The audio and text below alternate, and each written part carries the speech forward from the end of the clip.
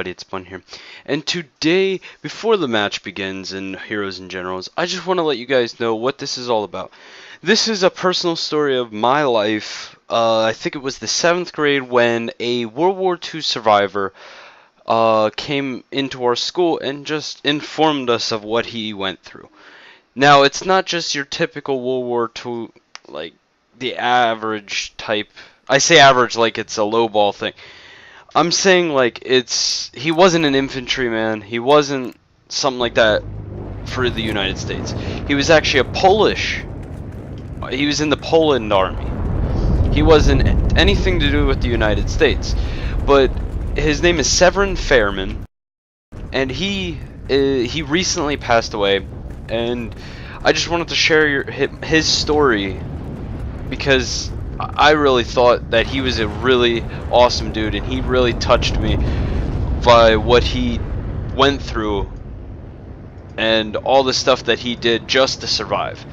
So I'll start out where he started out as well.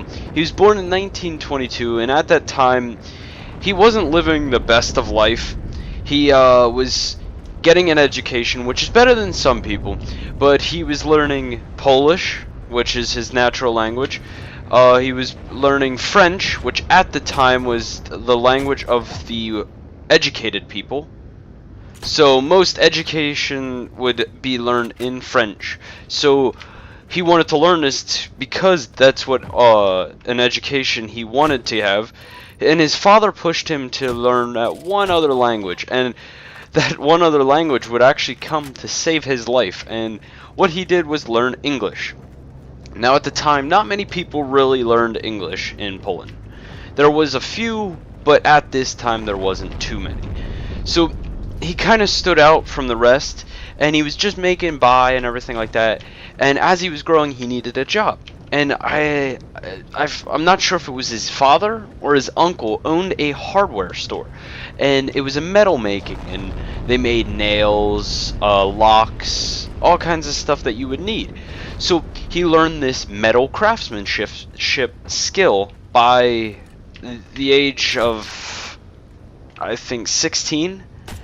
So all throughout his life, he was working with metal. Then he joined the army, signed up, volunteered, everything, because most of the able-bodied men in Poland at that time had to sign up in the army just because they were at a lack of men. So the war went down and everything like that, and they were being very heavily defended by Germany. And at that time, Germany was very, very superpower. So what they did was they surrendered. And since he didn't have a uniform in that, because he was young, he actually sold his weapon, sold his badge, everything that he had, sold it, made a new life, went back to the metal.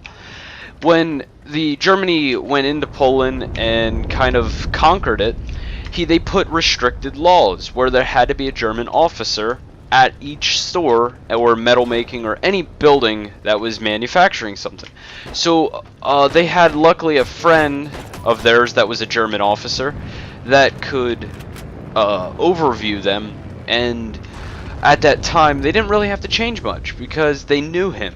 And well, that all changed when they had to get actually taken away because the Germans said, "Oh, for right now, we're just going to move you to a prison. Once the war over, you can go." Little did they know that they were actually getting taken to a concentration camp. So you guys might heard of concentration camps. So which concentration camp Severin and his family went to was Auschwitz, one of the worst that I heard. So little did they know that they were going to get split up. So they said able-bodied men go on one side, women and children go on the other side. All the ill and like handicapped people and everything go on this truck. We'll just put you somewhere else. Here, that truck led to a incendiary pit, so they would get burned. Now, Severin described this he was open to everything, and he described it exactly how he felt, and all the emotions in him he let go. Now, I'm going to hold back a little bit of what exactly he said. He wrote a book, and he has a movie if you would like to get that. It's called A Survivor's Story. And as you know, in Auschwitz, you were not by name, you were by number. His number was 171952. I know I'm jumping around here, but I'm just trying to hit some key points and just inform you of what really happened there. So, they were working long hours. They got fed very poorly. He even said, he kind of was joking around a little bit. He said, never be the first in line, because the first in line usually got the worst stuff, actually, because they would bring soup, and what the soup was practically broth, and they would just take it from the very top, little by little, to save it. So if you were in the front of the line, you would not get meat or whatever was in it. Mostly the time it was more of you were lucky to get a tomato or potato or carrot or any of that little stuff. There was barely any meat ever in this. It was not nourishable at all. Like, us nowadays would never be able to live off of that. So, but they went through it. They kept saying it'll get better, you know what I mean? They had to take every chance that they were giving. So Severin kept pushing forward. He still hasn't seen his family yet after they were split up. So he's still working and everything. And luckily for him, there was a officer that was in command at that time wanted to learn English. So Severin thought that there was no other better way to get out of Auschwitz for right now. So he offered, hey, I'll teach you, because he learned English. Luckily, he said that it was very lucky that he got picked for this job. So he taught this German officer how to speak English. So he was fluent every single day. He had a new job. He didn't have to work them long days.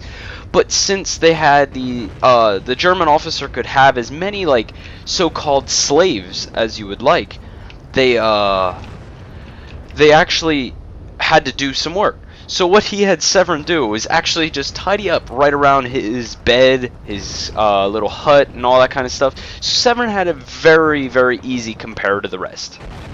Now keep in mind, it is still Auschwitz. It's nothing to say, oh, he had a great life. No, he had a lot of troubles to go through. It's just, I find it very neat that he went through all this and still can find a great side of, I had a good time doing it.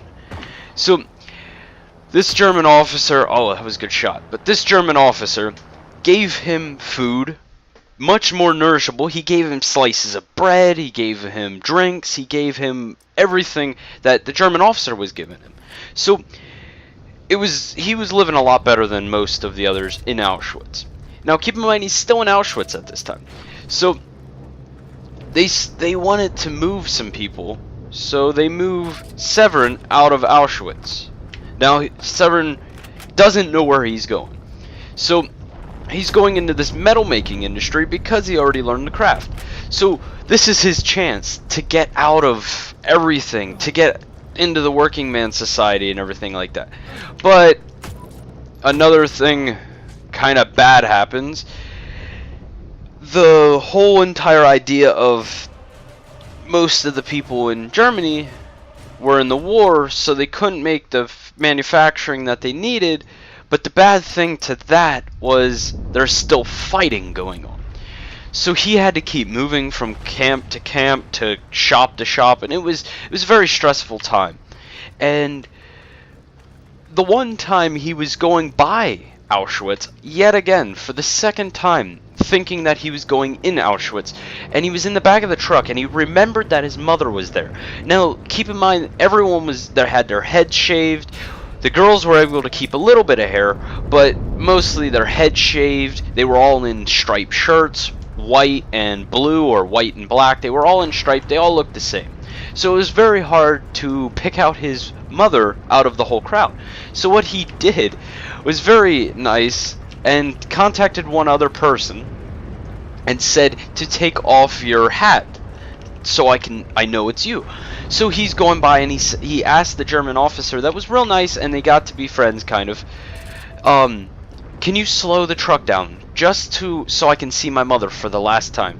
And he goes, yeah, okay. So he stops almost to a crawl, and he's going real slow, and this lady, as seen, takes her hat off, and he's like, that's my mother. So as they're slowing down, the women are pushing up, and he gets to see his mother for that last time, and his mother reaches out to him and says, my baby, I know you're alive.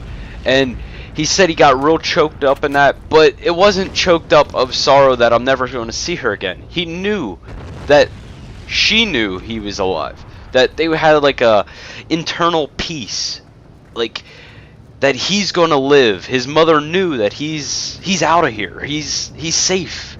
His mother put him away, like she had no worries right now, because a parent's first instinct is to figure out what way to save their children or keep them out of harm.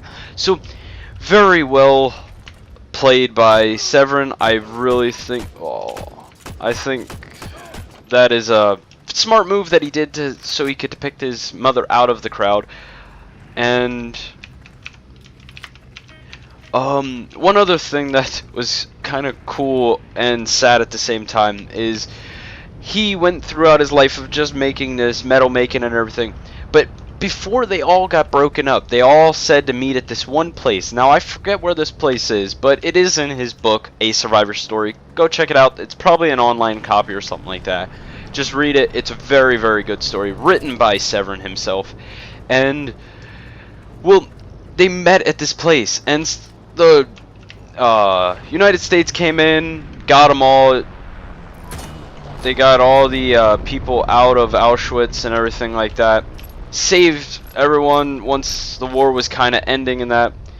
And well, what they did was they actually all came to this one place, and they met after the war was over, all together for once more. They all met together, and I thought that was really cool. And I'm lagging really bad. I don't understand him and that. So thank you for listening to me ramble on for a while. Hope you guys did enjoy the story. If you want more, I can put a more in-depth video about Severin, but for right now, that's all I covered. There's a lot more interesting facts, but I'll save that if you want to read the book. And he also has a movie. They're both called A Survivor Story. Enjoy, guys.